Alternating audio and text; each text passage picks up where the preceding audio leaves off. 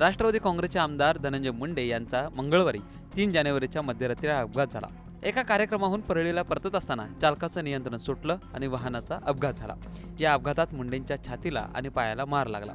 स्थानिक रुग्णालयात उपचार सुरू असताना अचानक त्यांना मुंबईच्या ब्रीचखंडी रुग्णालयात दाखल करण्यात आलं। या दरम्यान विरोधी पक्षनेते अजित पवार, सुनील तटकरेंसह राष्ट्रवादीच्या अनेक नेत्यांनी धनंजय मुंडेंची रुग्णालयात जाऊन भेट घेतली। याच वेळेला पवारांनी माध्यमांशी संवाद साधला। धनंजय मुंडेंना ब्रीचखंडी रुग्णालयात दाखल करण्यात आलंय।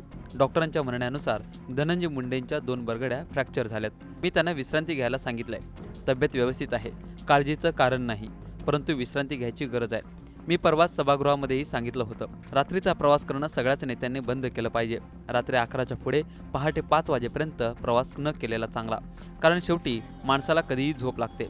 ऋषभ पंतचं पाहिलं, या गोष्टींचं भान सगळ्यांनी ठेवलं पाहिजे।